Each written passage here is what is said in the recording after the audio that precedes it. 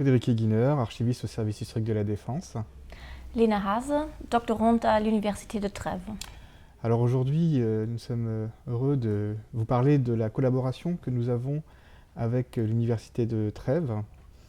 Il y a quelques années, en 2015 précisément, à l'occasion du traitement d'archives versé par la DGSE, la Direction Générale de la Sécurité Extérieure, on a découvert plusieurs milliers de dossiers individuels qui ont été constitués par la Gestapo de Trèves durant les années 1930 et 1940. Et pour nous, ça a été une véritable surprise, parce que ces archives n'étaient pas du tout identifiées, pas du tout connues. Donc on a souhaité partager cette information et on a contacté l'Institut historique allemand à Paris, qui nous a mis en rapport avec l'Université de Trèves. En effet, depuis 2012, l'Université de Trèves s'était lancée dans un projet d'étude sur l'histoire de la Gestapo de Trèves. Du coup, en fait, ces archives découvertes au service historique de la Défense les intéressaient beaucoup. Et donc, une première mission a été lancée fin 2015. Lena et son professeur sont venus à Vincennes et ont découvert donc, ces milliers de dossiers individuels. Et à partir de ce moment-là, donc, une convention a été signée pour une collaboration entre nos deux institutions pour le classement, mais aussi la valorisation de ces archives. Alors, Lena, peux-tu déjà nous expliquer ce qu'est ce projet sur l'histoire de la Gestapo de Trèves lancé à l'université ?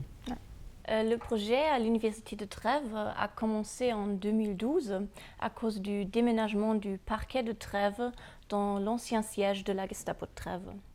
Et ils ont demandé à l'université d'effectuer quelques recherches concernant l'histoire de la Gestapo de Trèves et l'histoire du bâtiment. Et Thomas Grothom, historien à l'université, a commencé à travailler sur ce thème avec des étudiantes pour leur thèse master.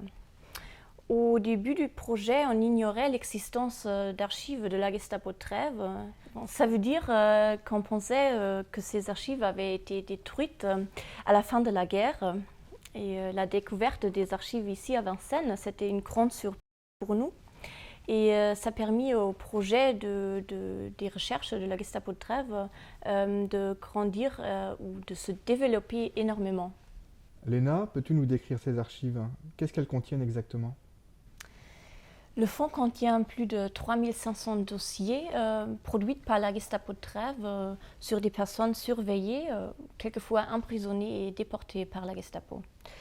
La plupart des dossiers viennent du bureau numéro 3 de la Gestapo, qui était chargé de tout ce qui concerne l'étranger. Ça veut dire, alors, beaucoup des dossiers étaient produits aux raisons, par exemple, pour le passage illégal de la frontière, ou pour des hommes d'origine allemande qui ont fait partie de la Légion étrangère de la France et qui sont revenus, librement ou pas, en Allemagne.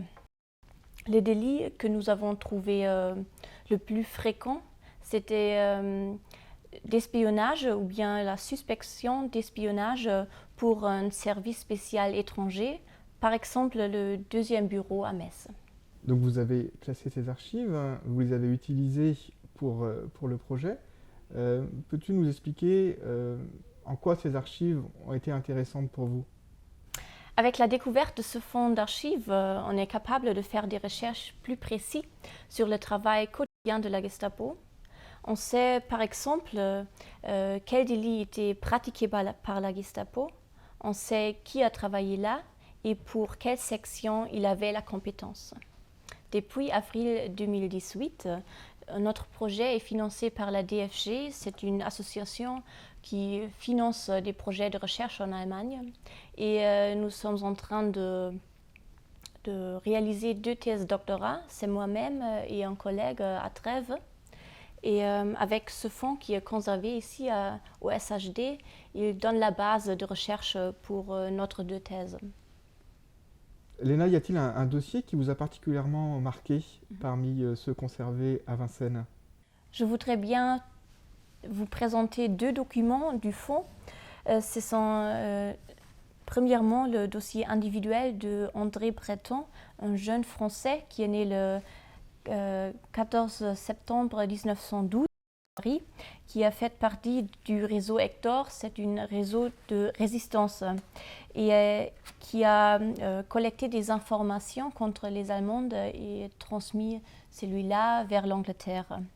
Il a été emprisonné le 12 août 1942 par la Gestapo pour le port illégal d'armes et transféré ou bien déporté vers le Reich comme prisonnier NN. C'est ce qu'on peut lire ici comme sa profession. Et c'est le début d'une odyssée de 3 ans vers différentes prisons et camps de concentration de le Reich. Premièrement, il a été transféré vers Trèves. Bon, il a quitté le Gare de l'Est au début du décembre 1942. Pour Trèves, là, il a été interrogé par la Gestapo de Trèves la première fois. Et après, il a été emprisonné au camp de concentration à Hinzert, c'est un camp près de Trèves. Et là, il a été interrogé encore autrefois par la Gestapo. Il a fait une route vers différents camps de concentration dans le Reich et libéré le 21 avril 1945 à Buchenwald. Ça, c'était sa dernière station déportation au Reich. Le deuxième dossier, c'est celui-ci de Wilhelm Gallien. C'est un peu plus grand que le dossier premier. C'est un homme qui a combattu pour la Légion étrangère française 2 fois. La première fois entre 1928 jusqu'à 1935. Il a été revenu en Allemagne pour une tombe très courte.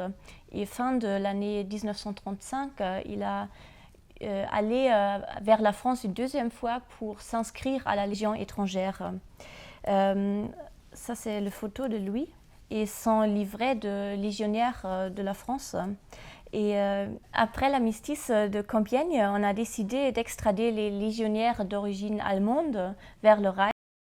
Et Wilhelm Gallien, il a été fait partie d'un transport de Châlons-sur-Marne vers Hinzert, le camp de concentration à Hinzert. Et là, les légionnaires étaient examinés, mais à cause de son âge, il a déjà eu 45 ans. Il n'a pas été considéré comme apte de faire son service militaire dans la Wehrmacht. Bon, il a alors été emprisonné en différentes prisons et camps de concentration avant d'être incorporé dans la Wehrmacht dans l'année 42, au fin de l'année 42. Bon, on a eu une manque de soldats pour la Wehrmacht. Ça, c'est la raison pour laquelle il a été plus tard chargé de faire son service militaire pour l'Allemagne. Eh bien, je te remercie, Léna, beaucoup pour cette présentation.